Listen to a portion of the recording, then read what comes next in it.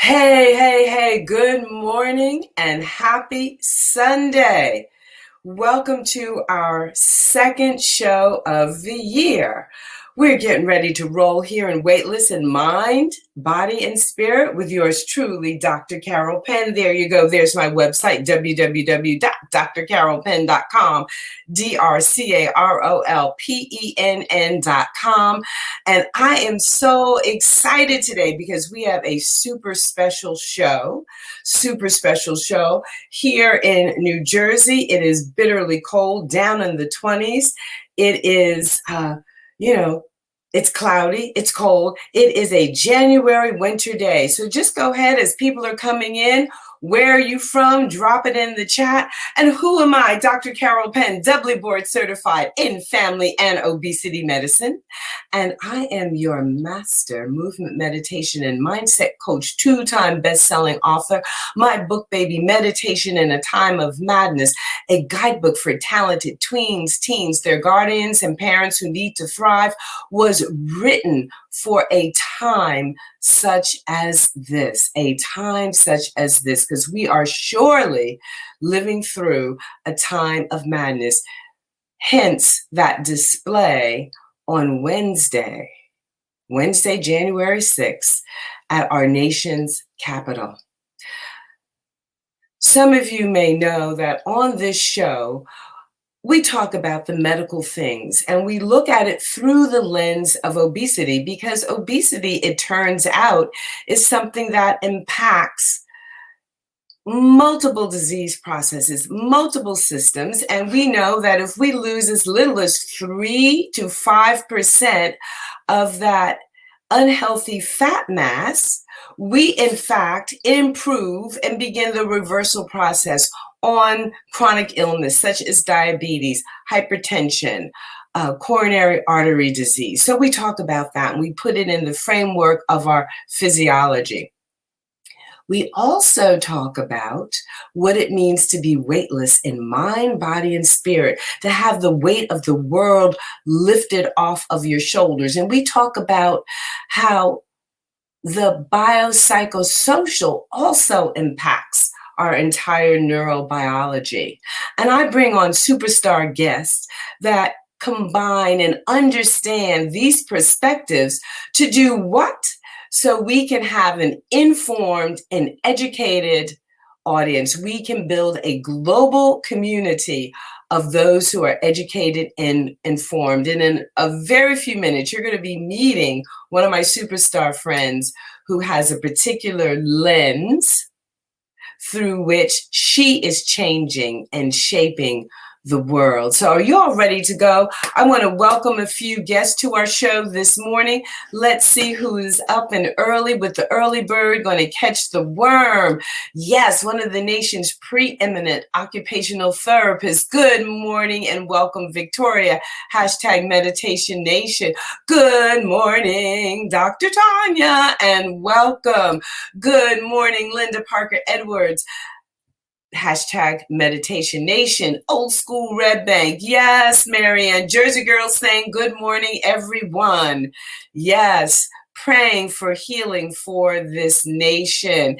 Yes, Kenny, who has written the beautiful theme song for my morning meditation show, Meditation in a Time of Madness, the morning show, one of our nation's preeminent creatives. Yes, good morning, my beloved, hugging a mug of joy from the Jersey Shore. So we have got our early birds on this morning. And now let me introduce you to my next guest. She's waiting backstage, and I know she is anxious to come on out here. And I'm not going to use that word anxious. I'm going to redial. She is ready to come out here and help transform the world. She is eager to share her knowledge. Good morning, Aubrey. I know you just got one eye open, and I'm looking forward to welcoming you and Victoria into our citizen leadership program that is launching at the end of this month. Good morning, Dr. Dawn, one of our nation's preeminent pharmacologists, Aubrey is one of our nation's preeminent art curators. And last week we talked all about arts as medicine. So we have a fabulous audience on here this morning. And let us meet Dr. Kelly Randall. Good morning, Dr. Dietrich, my accountability partner, med school mate. Yes, America's relaxation doctor. Let's see her beautiful face. Good morning. So we have Dr. Kelly Randall. I'm gonna bring her on because I just want you to see her beautiful face while I'm introducing her and just watch the glow of her smile. And you all, smiles are good medicine. You'll be healed just by gazing upon her countenance. You're going to feel better. You're going to feel the shift. So I want you to notice in what ways we are each medicine for the other. So here we go. There she is. She's gorgeous. So Dr. Kelly is a board certified internal medicine physician, founder and CEO of Equity Ventures Plus, LLC, equity and inclusion consultant, author, speaker, and healthcare coach. She has 7 years of clinical experience in both academic and community-based healthcare systems with over 20,000 hospital patient encounters. She is well respected by her colleagues and patients for her medical opinion. She is also known for her ability to make complex medical concepts understandable for her audiences. She is the creator of My Medical Journal, Personal Healthcare Management Journal. You could go over and check that out at www.mymedicaljournal.shop. That's MYMEDICALJOURNAL.shop, My Medical Journal. You know me, I promote everybody's everything on the show if it's in alignment with the mission, because no one person has the monopoly, right? We all are the medicine for someone else. And there are going to be people who vibe to me, people who vibe to Dr. Kelly, or to any of our guests. I want you to get to know these superstars. She received her undergraduate degree in biological sciences from Southern Methodist University in Dallas, Texas. She's nodding. These things are true. She earned her doctorate degree in osteopathic medicine. Woo-hoo! DOs in the house. We're both DOs from the University of North Texas Health Sciences Center, and went on to complete her internal medicine training at Broward Health Medical Center in Fort Lauderdale, Florida. I don't know if Dr. Kelly knows this, but I've been working down in Broward County for the past 18 months. No. Mind-body medicine, where we're bringing our trauma-informed programming there after that horrible mass murder that took place a couple of years ago. So I'm very, very familiar. And it was when I was down in Broward, when I was in the Medical Mogul Academy, that I started writing my best-selling book. Wow. Because my best-selling book initially was in response to this horrible, the epidemic of gun violence. Yes, that the hospital that they took all those patients to is where I trained. And the lead surgeon, I actually did my surgery rotation with him. So yeah. Mm-hmm. Wow. So there we go. There's our connection.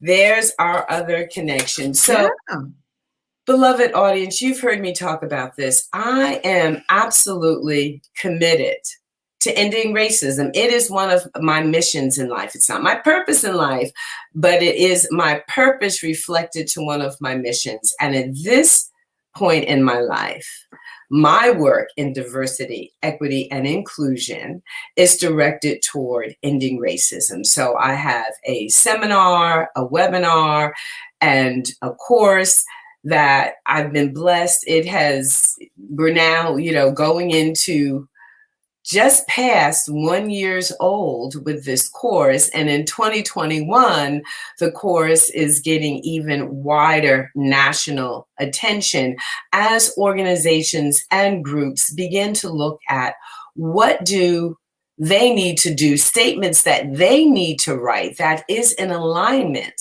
with ending racism.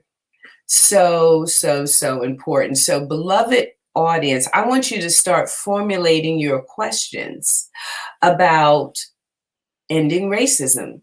Do you think it's a problem? And what are your experiences? What is it that we can do individually and collectively? So, Dr. Kelly, I'm going to just put out my theoretical framework here. And before I do that, I just want to acknowledge, I like to dedicate this show to Dr. Susan Moore, a medical doctor who lost her life to COVID-19 and who put out a very public statement about what she felt was she was feeling experiencing negative prejudicial treatment while hospitalized with COVID-19.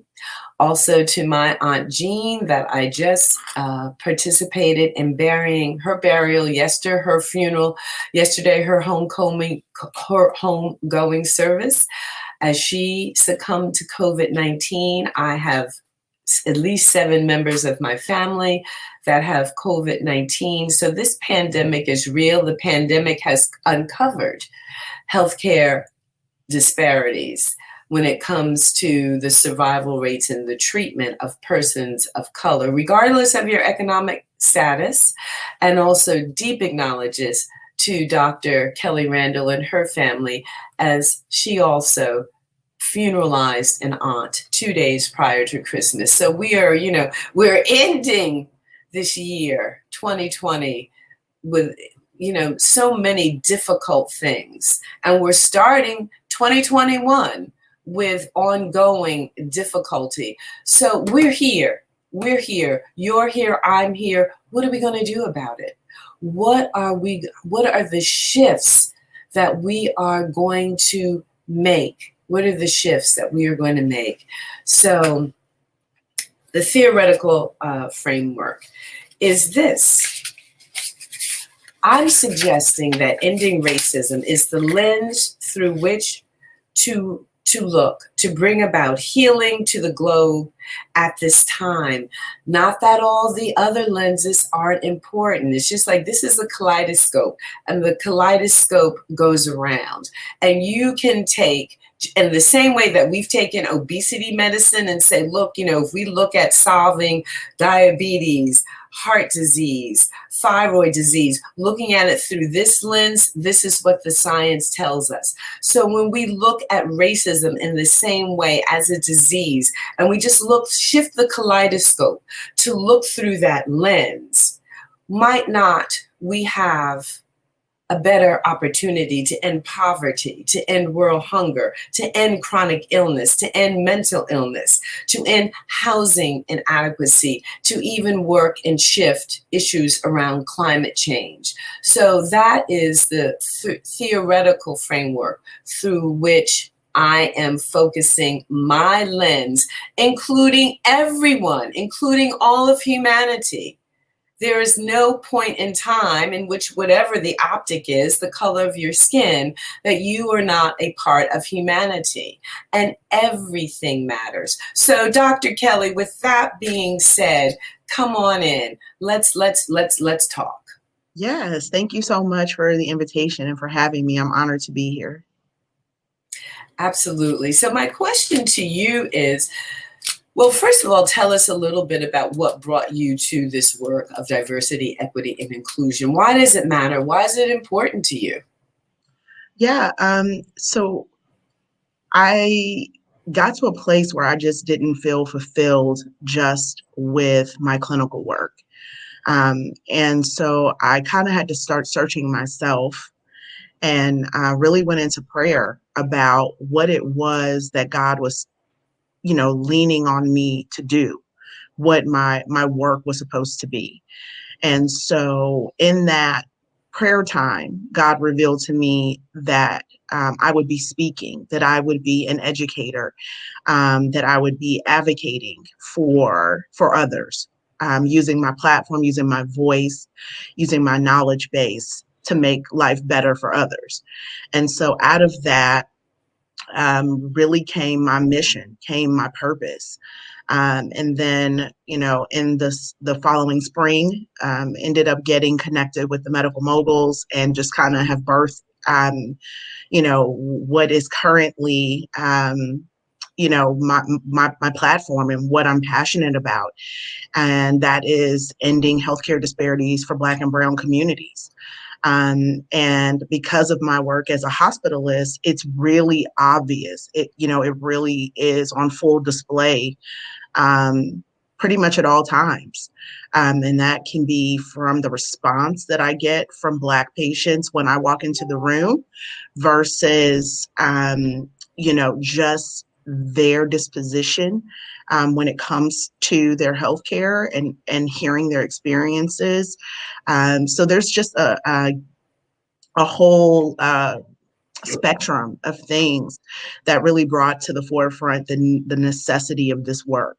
And so that's kind of what brought me to this place and made me realize that now that I've gotten the clinical part kind of under control and kind of understand that really well, now what? And so this is my now what. And so, what is the response that you get when you walk into a room from your Black patients that look like you? Yeah, most of the time it's like, wait a minute, you're a doctor? And I'm like, yeah, and they're like, wow, I've never had a Black doctor before. And I'm like, oh, okay, we engage on that. Or I'll get, wait, you're a doctor? Are you sure? Are you old enough to be a doctor? I'm like, yeah, I am. They're like, wow. Or then I'll get, man, that's fantastic, sister. Just keep going. We need more of you, So it basically brings, because we don't think about those things. We walk into a room, we don't always know whether they're Black or white, or what we're going to walk, what situation we're going to walk into. And so when I greet patients, and I see it on their faces, that the recognition, the ease, like, oh man, we can just talk because I know you're going to get me. So yeah, the experience, it reminds me that, oh yeah, I'm Black, right? Like, I never forget that in my daily, walk, but in the hospital setting, it's not the thing I'm thinking of. I'm like, okay, this is so and so who's here with chest pain. I'm not thinking about that I may walk in and the color of my skin may be a calming or maybe a peaceful element, or connection to the person who's coming to be helped. And so I kind of that was a wake up call for me, like, oh yeah, okay, I get that. Yeah, and so do you think the color of your skin in those instances makes for good medicine? Absolutely. Absolutely. Absolutely. We've talked about this before. There's data that suggests that, Black and brown patients get better care when they're cared for by Black and brown physicians. So absolutely, it brings down barriers. There's some cultural things that I understand. And there's an understanding without even having to speak about the fact that I understand or that they understand. And so, absolutely, I think there is a certain um, peace that we find in connection that we find in people who look like us. Absolutely, absolutely healing. Well, Dr. Kelly, let's also talk about the flip side of that. Hmm. So if you notice that in your work when like meets like and there's like the sigh of relief, what does it suggest to you that those patients might be experiencing when someone who doesn't look like them walks into the room? Well, I know based off of our, history in this country, there's a lot of trauma for a lot of folks. A mistrust of our white brothers and sisters, just historically, and we are a tight knit community that values experience, values our ancestors, values what we were taught. And so, we're not that far removed from Jim Crow. We're not that far removed from slavery, and the ramifications thereof. And so when your grandmother tells you not to trust people that don't look like you because her history and her narrative has been written in that way, then you carry that. And so for a lot of people, coming to a hospital, when they come to see me, it's traumatic for them because they didn't want to come, because in their experience, we killed Big Mama, or my mother came in here and she never left, or all you all do is push pills, and so there's this preconceived notion of an agenda that we may or may not have, but it's the perception thereof. And so when that's their perception, it is also their reality. And so they project that, they bring that forward. And so sometimes having a face that looks like you, to break down that barrier and kind of explain things and kind of say, no, I'm here to help. I'm here to help. You know, it at least takes down one of those walls, because they're not looking at me from a defensive lens of I'm the enemy or I'm here to hurt you, because that's not historically their experience. So yeah, definitely having someone who looks like them removes at least that one barrier. They may still not really want to be there, and there still may be some mistrust, but at least the color of my skin, they feel a little more comfortable. They can at least be themselves. All right, we have a comment and a question, Dr. Kelly. I'm saying I love my audience. They are up and they are clicking. Those brains are, so the comment, it's a shame that we have to get labeling and separating every category in life when we are all a part of the human situation. Yes, it is. And Victoria is also occupational therapist, very true as to patients' reactions. And from Marianne, here's the question: is cultural ethnic sensitivity part of foundational medical training? Let's both answer that, Dr. Kelly. No, it is not. I will say a lot of for let's back up. First of all, most medical schools and most medical programs are historically white, unless you're at one of the Black institutions, Morehouse, Meharry, and so forth. Yeah. So if you're at a Black institution, that, obviously that's one thing. But the vast majority of this nation's higher education centers are white. My med school class was 206 people, and there were 5 Black people in my class, 5. And literally, that was the very first question my mom asked me the first day of medical school. Not how did it go? She was like, how many Black people? That was her very first question, because she knows that I'm in a environment that is not nurturing to me. And so there's going to be some gaps in what I need as a minority in that space. And so, no, in my medical school training, I didn't receive anything in the way of, I'll say we maybe talked about it a little bit in terms of like our clinical medicine class, but and that's part of the osteopathic education is a little bit more on the being sensitive, but a course or actual didactics in being culturally sensitive, what it is to understand others' norms may differ from your own, and how to navigate that space when you're treating someone who may be from a different ethnic background than you, someone who may be from a different religious background than you, someone who experiences the world differently. There wasn't a whole lot of focus on that in my experience.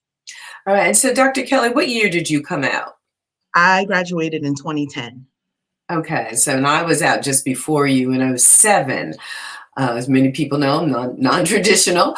And let me ask Dr. Dietrich. Dr. Dietrich is part of our audience this morning. Do you remember how many African Americans were in our class, Dr. Dietrich? Because we went to Rowan University School of Osteopathic Medicine, and there was a big push to have a class that was represented minority populations. And I know that, most of our class had African American females.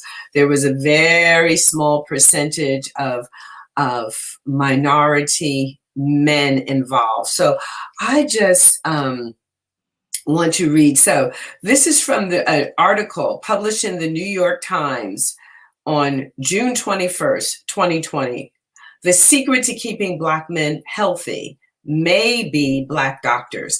Black men have the lowest life expectancy of any ethnic group in the United States. Much of the gap is explained by greater rates of chronic illnesses such as diabetes and heart disease, which afflict poor and poorly educated Black men in particular. But why is that? Lack of insurance, lack of access to health care. Now, a group of researchers in California has demonstrated that another powerful force may be at work: a lack of Black physicians. In the study, Black men seeking Black male doctors who are much more likely to agree to certain preventive measures than were Black men seeking doctors who were white or Asian. Although 13% of the population is Black in the United States, just 4% of the doctors are Black. The study, published in June by the National Bureau for Economic Research, involved 702 Black men in Oakland, California, who came to a clinic for free health screening. They were randomly assigned to a Black male doctor or one who was white or Asian. Neither the men nor the doctors knew that the purpose of the study was to ask if a doctor's race mattered when he or she advised these patients. As it turned out, the racial effects were not subtle. Diabetes screening was part of the health check, and 63% of the Black men assigned to a Black doctor agreed to the screening, but just 43% of those assigned to a doctor who was white or Asian consented to be screened. The 63% of Black men with a Black doctor agreed to cholesterol tests, compared to 36% assigned to a doctor who was not Black. So, again, this is where, unfortunately, the optic matters. And that is because of, what you're saying, the historical mistrust, the mistreatment of disenfranchised populations, Black, brown, mentally ill, LGBTQI, by our colleagues, by our profession. We have another question here. Are you finding white colleagues attempting to reach across the aisle with true sensitivity versus cultural co-opting as in other fields? What's your experience with that? I would say, I don't know. I think for me, in the hospital setting, because we're such a niche group, that it doesn't really play out that the same way as it does in other professions.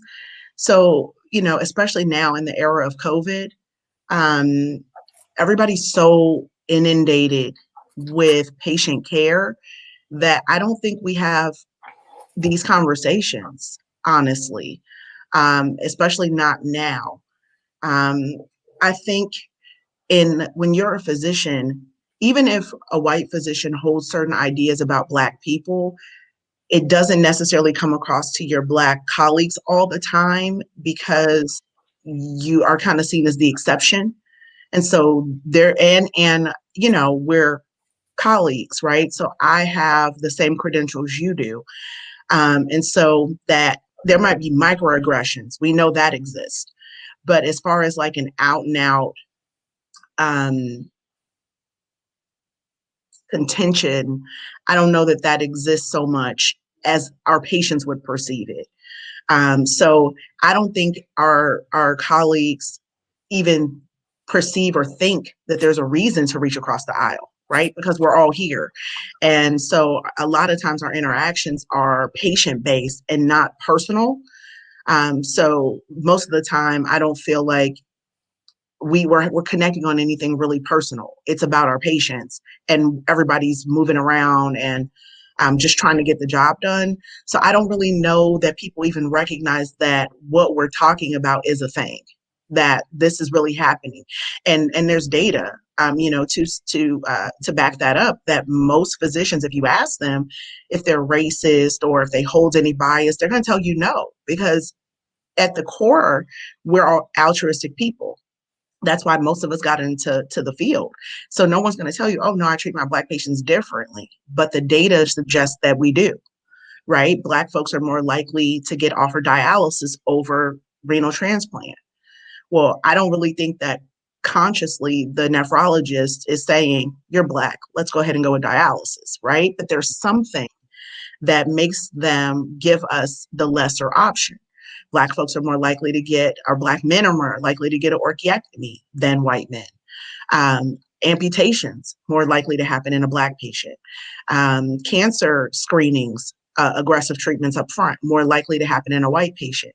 So these little things that are unconscious are there. They just don't know it. And so when they're interacting with us as colleagues, I don't think they see that either. I don't think that it registers.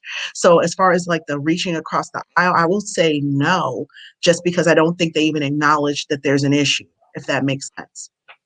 Yes, no, it makes complete sense. I was just reaching to grab some of my notes here. So Marianne is saying that, microaggressions exist, may be invisible to patients. And, and that list, to add to that, that's the same with mental health, that Black men and women are more likely to get a diagnosis of schizophrenic, or they get a psychotic diagnosis, and they're less likely to be offered medication and or treatment, and they're more likely to be criminalized because of their diagnosis.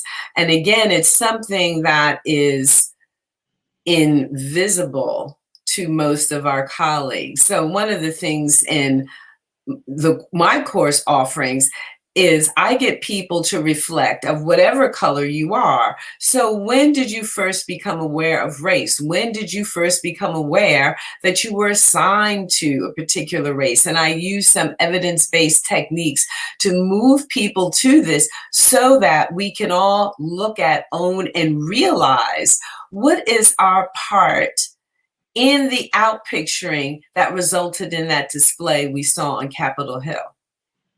We're all a part of that. We're all a part of that.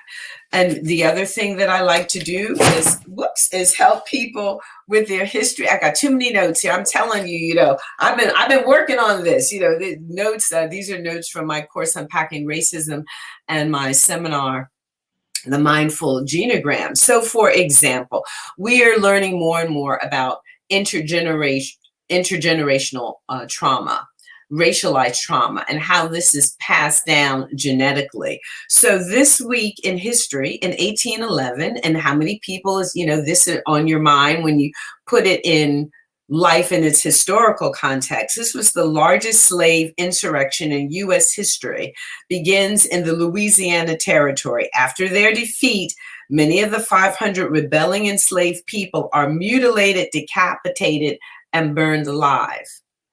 Now, do you think that's going anywhere? That's been passed down through our genetic history, that stress. So some have written about it called post-traumatic slave trauma.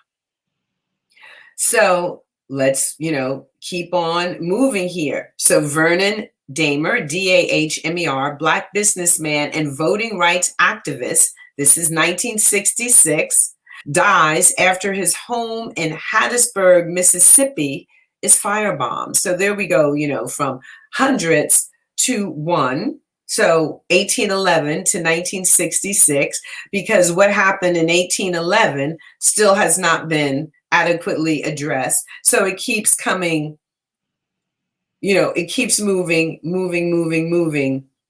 forward. So 1890, so let's go back to 1896. So this all happened in history. This is not something I'm making. You could just, look it up if you care to.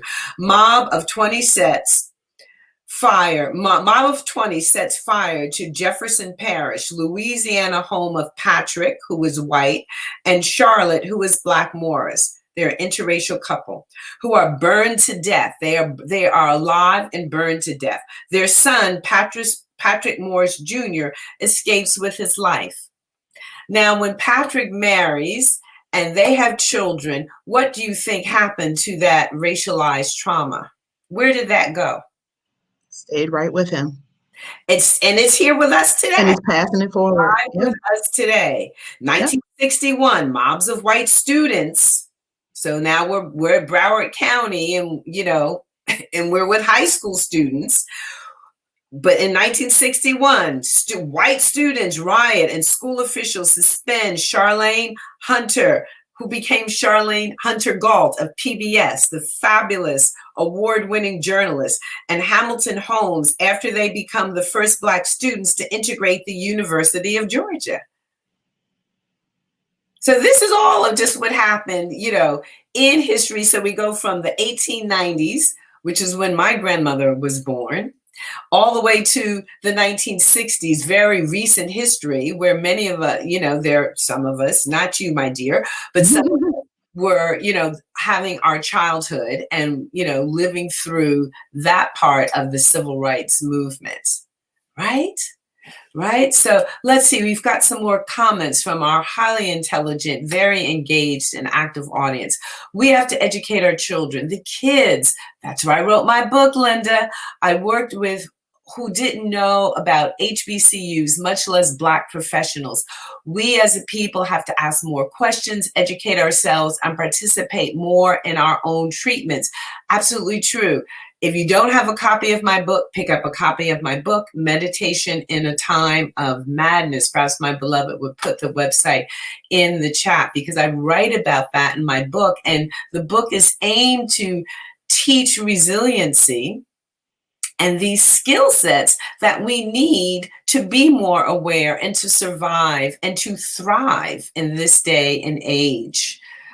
Question here. Which group needs to spearhead the reform? Would you like to take a shot at answering that, Dr. Kelly? Sure. I would say that it can come from either side, but that I am taking it on in my little corner of the world, because I realize that most won't. I think all of us could, but who is passionate about it? So I think realistically, it's got to come from Black and brown folks, because I mean, honestly, if you're the majority now, obviously the civil rights movement was there were tons of conscious, as we would say now, woke, white people who were a part of that movement, and were very instrumental in getting things done. Absolutely. So it could happen, present day. But I think it's going to come from us. I think it's going to come from Black and brown folks advocating for Black and brown folks. And then as we continue to educate, spread our messaging, provide data, show how it changes outcomes, then we bring our white brothers and sisters along with us. But, I think I'm at a place now, and I probably can say I speak for Dr. Carroll as well, to say that I'm not waiting for anyone else to do that. I know for a fact that if I decide I'm not going back to my job, somebody else will fill in those shoes. What I don't know is if I don't educate people who look like me, if I don't speak with my platform, I don't know that who's going to take my place. And so I feel personally responsible to make sure that that happens, to make sure that I'm educating on both sides, that I'm talking to patients and, my peer circle about what patient advocacy looks like and why we have to do it. And I think historically, most people know why we have to do it. If you've lived in this country and you've made it into adulthood, I think you know why. It's the providing the how.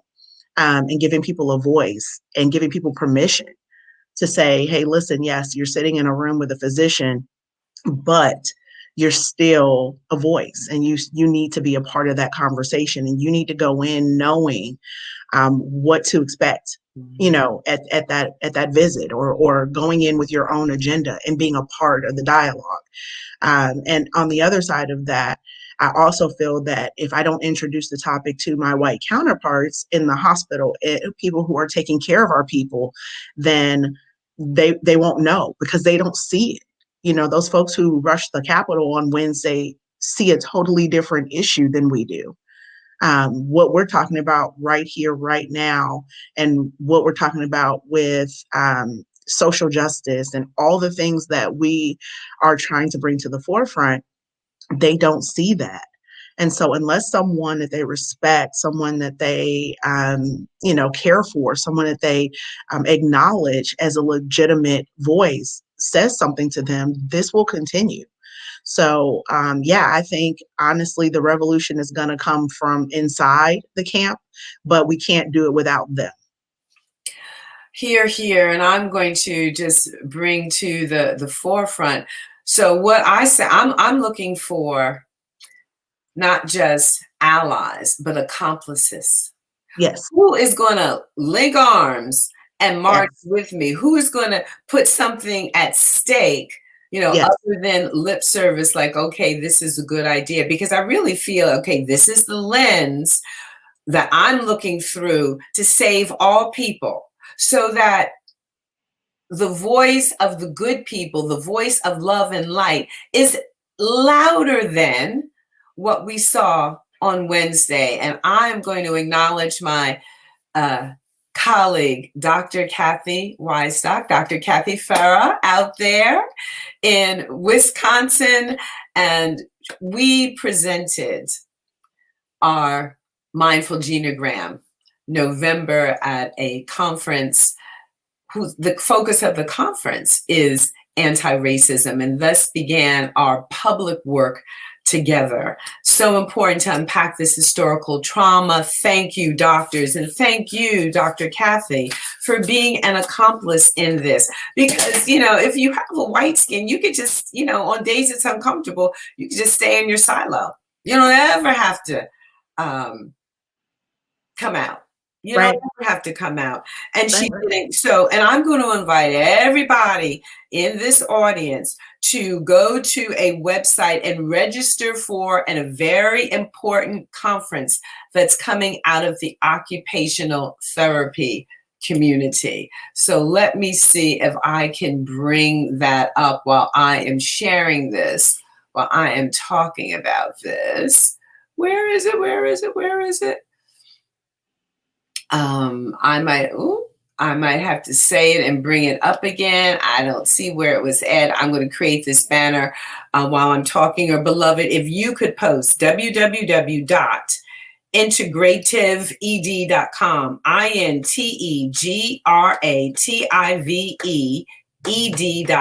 www.integrative.com. Integrative Education is the name of the conference. And Dr. Kathy and I, Disrupting Generational and Racialized Trauma, what you bring to the table matters. And that's going to be at the end of February. So there it is. So we are going to, I'm inviting everyone who's conscious, who's trying to wake up, who is woke, to you don't have to be an occupational therapist to participate in this conference. So all the doctors on here, the occupational therapists on here, the citizens on here, because this is a hugely important conversation, and the transformation has to happen in mind, body, and spirit. So the title of this 2-day workshop for us, what we're presenting, Disrupting Generational and Racialized Trauma. Again, what you bring to the table matters. And Dr. Kathy and I are co-facilitating that. Dr. Kathy has been a guest on the show. She's going to be a guest on the show again, because this is what I'm going to be talking about. This is the lens through which I'm inviting global healing. This is the lens that I'm inviting love to come in the world. Love is the most powerful medicine that we have. This is the lens that I'm inviting all that knowledge in the medical community, the occupational community, the arts community to come in. Let's get this solved. Why? Because I'm married to a man who lives in a Black body. I'm the daughter of a man who lived his life in a Black body. And I'm the mother of 2 beautiful sons who live their lives in Black bodies, who their very existence is being threatened. And we have a comment and a very important question. So here's from Victoria, who is in the profession of occupational therapy. It's a statement from her. And if you know anything about the world of occupational therapy, it too is a very white world. So, in the therapy world is facing the same issues as well. It's even worse than occupational therapies.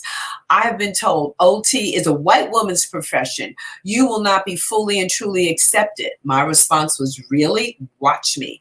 They have tried to make me invisible and relegate me to the background. When that happens, I use the equal and opposite force law. I've been left alone, and now they're trying to pick my brains on how I approach cases and achieve outcomes. Isn't that oftentimes what our experience is? And I can tell you, Victoria is excellent. Victoria was instrumental when my husband had to learn how to walk again after having an ankle replacement. And that's how Victoria has become a part of our family. And so, yeah, Dr. Kathy, there is the website again. Sarah's saying she loves the idea of global healing. Sarah is an activist from my area. We're working very hard to bring the conversation to the forefront. This is not an easy conversation to have by any means, but it's necessary. And for me, it's fundamental to survival. So here is another question from our very educated and our very, so I love working with activists. I work with a bunch of activists, as you can see, Dr. Kelly. So this, love it. I'm sorry if I mispronounce your name. Is it Nikkei Montgomery? So, but there's the spelling. Please forgive my mispronunciation if I didn't get that right. Can you explain how trauma is passed down generationally? Yeah, well, I mean, I think it's passed down several ways, actually. It's genetic, in our DNA. It is also given historically, right? And in the last couple of years, there's been a lot of attempts at erasure. If you look at a modern day history book, where slavery is being relegated as being like a sharecropper experience, as if there was paid work being done. So there's a lot of erasure in history. But prior to that, I mean, just recording what happened to us is traumatic, right? If you've ever, like for me, sometimes watching Roots and some of those, any documentary or docuseries, that's traumatic to watch, what happened to us historically. But think of the stories that you've been told, things that happened. Like I said, my parents were coming of age in during the Jim Crow era.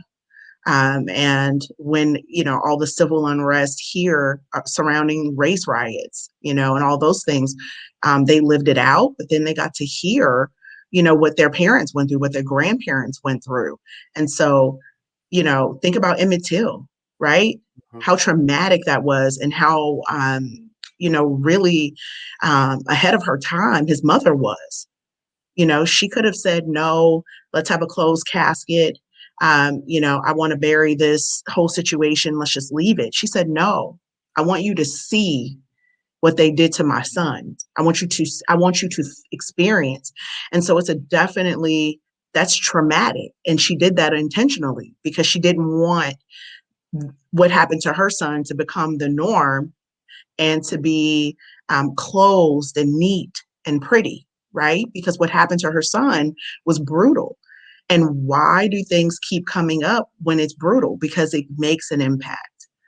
It makes a hiccup in the timeline. And we'll never forget Emmett Till, right? He was young. He was a teenager. He was a young boy. But look how resounding his story is and how so much of that resonates with us today. He died well before, I was even born. But I know of the story of him and what it meant, and how petty what he got killed for was, right? That's all trauma. And we pass that on as we tell those stories, especially if you are from a family that is, I came from a family of educators. And so my school, every year, we watch Eyes on the Prize. And I remember watching as a child, 7, 8, 9, we watched it every single year, watching dogs, being set on our people and hoses and being billy clubbed and drugged through the streets. It's trauma. It's traumatic. And so, yeah, that's how we pass it down. Is because it's a part of our story. And so, in order to tell our story, we can't just tell the good parts, right? We got to tell all of it. And so, it's passed down that way. And like I said, when you're having those types of events, it becomes a part of your DNA. It changes you. It changes how you interact with the world, right? Look now, if you're a mom and have a young Black son and you're getting ready to put him behind the wheel of a vehicle, no one just most parents of Black sons don't just hand them the keys and say, all right, son, have a good time. No, there's a talking to, there's a reckoning of, this is the world we live in. That's all based in trauma, and that education that goes from generation to generation to survive relives and brings all those things to the forefront. And imagine you're just 12, you're just 16. You just want to go drive and go meet your friends, but you're getting this historical lesson about what happened to Philando Castile in his car, right? What happened on the New Jersey Turnpike to so many Black men, right? Just driving while Black. All of that is trauma, and it's relived and it's passed down because it's how we try to prevent those outcomes from happening again. But think of Emmett Till's family. They can't help but be different and be changed. And so absolutely, it changes us. It changes our core. It changes our DNA. It changes how we see the world. We pass it down in every single way. So, and what I like to add to that, and I want everyone to look up, is I want you to look up the term epigenetics. That's the mechanism of action of how trauma gets passed intergenerationally. You could read about the ACEs study, Adverse Childhood Events, which talks about epigenetics. I and Dr. Kathy also have given several talks about epigenetics. We bring epigenetics into our course, Unpacking Racism, and also into our seminar webinar on intergenerational trauma by examining ancestral bias through the lens of the mindful genogram. So look, epigenetics, EPIGENETICS,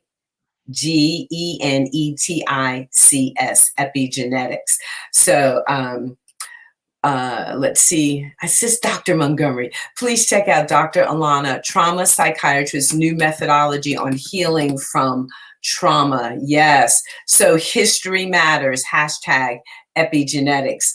There it is. There it is. And this is how it ends. What's very interesting, you don't have to know the history for your DNA to be hijacked by the historical trauma. It's because it just is. So why is it that so many African Americans have high blood pressure and we need different kind of pharmacology to treat it? Part of it is in that middle passage, we became salt retainers to have enough pressure in our bodies to survive the passageway under starvation conditions. And when we got to here on the other side, those of us that survived, their genetics was already set to be salt retainers as a survival of the species mechanism, which then got passed down into the babies that they had, and it's still being passed down. So, you don't have to know a word about the history for that to show up in you, and that's the perniciousness of it. So I want everyone now, just take a moment, put your hand on your heart. Take a nice, deep, collective breath in. And let's let our shoulders collectively drop. Because I know this conversation is making the hair on the back of some of our necks stand up. This is hard stuff. This is hard stuff. We can look at this history of Emmett Till through the National Museum of African American History. And fast forward to the actions a few weeks ago of a 22-year-old attacking another 14-year-old Black teenager, accusing him of stealing her cell phone. Why? She had no indication that he had stolen it, as it was a white woman who accused Emmett Till of whistling at her. So again, this need to blow violence through the black body is this 22-year-old young white woman physically tackles a Yes. 14-year-old. Yeah, I actually have a chapter in my book about trauma to Black and brown bodies because it's historic. We're not the only ones that pass things down epigenetically, right? Our white brothers and sisters learned their barbaric treatment towards us from their ancestors. Absolutely. Um, yeah, there's some really great books that actually trace from slavery all the way through present day about the trauma that has happened to Black and brown bodies from slavery on. It's absolutely fascinating to see how some of that has come down and translated down. A lot of it is the unhealed trauma of our white ancestors, the Hmm. trauma that they were running from, and that is unhealed. And so one way to remove it from oneself is to then pass it on and push it on to someone else, which is what has happened. And so this is why I'm saying it is through this lens that we all get to heal. This isn't just about if you look like Dr. Kelly and I healing. This is about if you look like Dr. Kathy. This is about her healing. And she's saying she's using her breath right now as she hears and feels these stories. I'm inviting everyone going over here, screenshot this, come join me in my Citizen Leader course. We're meeting once a month throughout the year of 2021 to really unpack this and heal this. My dear, dear, dear friend, Patricia always said, where is good morning, Patrick, and welcome. Good morning, Dr. Leslie. Oh, here it is, here it is, here it is. So, Patricia, please give us some words of wisdom for comfort for all the rallies that are going to happen starting next Sunday at every state capital across the country. I'm very afraid about all the civil unrest. So, I'm going to invite all of you, join me Monday through Thursday morning. If you'd like to join us live, we're at 7 a.m., but you can watch throughout the day over on my Facebook fan page, where I will be offering guided meditation and prayer to settle us in mind and body. Because yes, we are going to potentially see civil unrest in ways we've never seen or experienced civil unrest. So yes, hashtag Meditation Nation. Again, for those of you that feel compelled, please register for this conference. We each individually and collectively have to come into this to be an accomplice, which would be one of the highest forms of participating in anti-racism. And at the very least, we all must become allies. So we are reaching across the tables. And as we wrap up today, so as you can see, this conversation, Dr. Kelly, is far from over. Yes. It is far from over. We need to. So here's another comment. I'm first generational Irish, which is also, by the way, I'm more Irish than I am African. And a lot of people, again, because of the optic, they just, a Black woman without knowing the story, without knowing the history. So politically, socially, and culturally, I'm acculturated as a Black American, a proud Black African American woman. But genetically, that's not my story. And that's the case for many. So, Patricia, I'm first generational Irish. I was taught to think poorly of the English for the treatment and enslavement, stealing of their lands, food for the Irish in Ireland. Yes, historical intergenerational trauma that has been passed right on down, Patricia. That's exactly right. And that's why your healing is as important as my healing. And we can look at it through, and it's time to look at it through this lens at this particular junction in history. So all of us can heal. It's like peeling the layers of an onion. So here I am, Monday through Thursday at Dr. Carol Penn, Meditation in a Time of Madness. We're just going to come up, uh, movement is my medicine. So very important. Very important. So love to our birthday girl community mother. My mom's going to be 99 on January 21. She is still here with us fighting this cancer. Important conversation that must be shared. Thank you both. All right. So yes, we have a lot to unlearn so that we can move forward. So thank you, Miss Montgomery. I want to know the pronunciation. Could you just spell it phonetically for us so I can pronounce your name?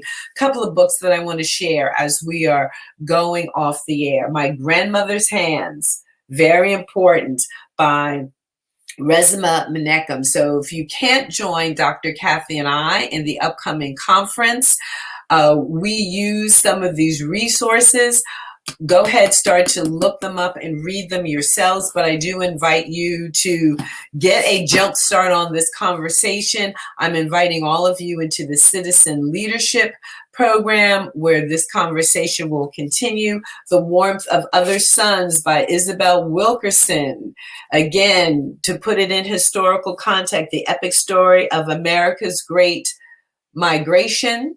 The 1619 Project that was published last year by the New York Times is another one. And also Isabel's new book, Caste, The Origins of Our Discontent by Isabel Wilkerson. So this is what I'm recommending to you now. I don't know, you might not have, it's a little light reading here, but, come, let's get the,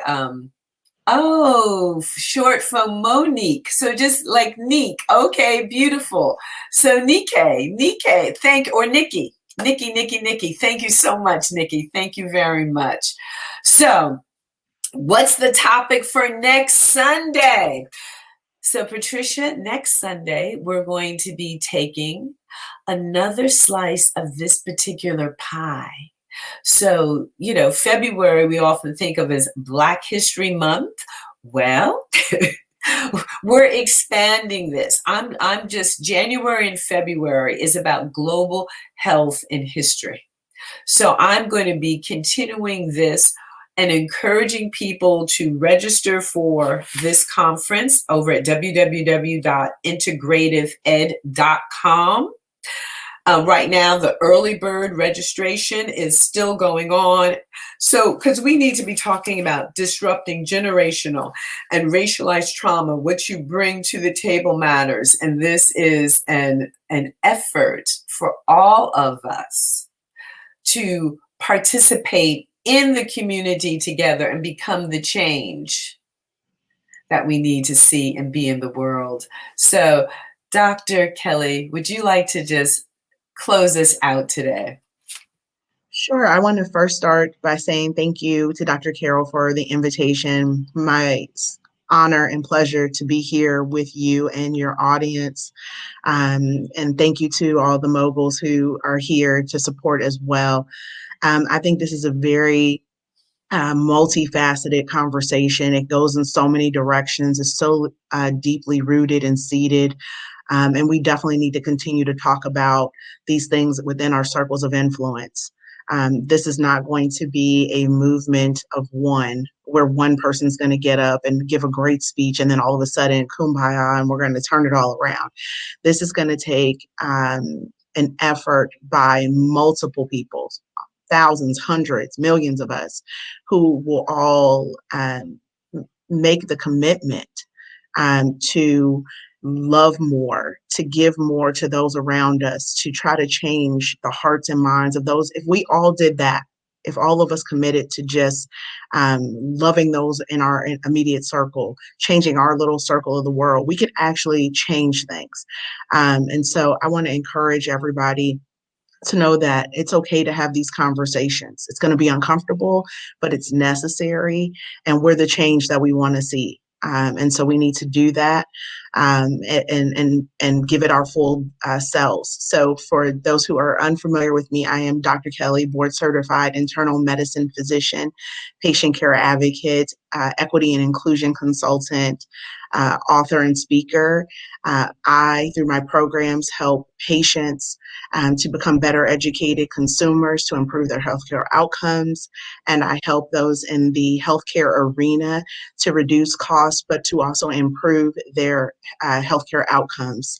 I'm on all social media as Dr. Kelly on Facebook, Twitter, Instagram, YouTube. Everywhere is Dr. Kelly. Thank you again so much to Dr. Carol for the invitation, and I look forward to being in your midst again. All right. So people are saying another informative program. Thank you. Listening to Cast on Audibles. Yes, Audibles is fabulous. She's Dr. Kathy. As I walk, I learn. Dr. Dietrich, thank you.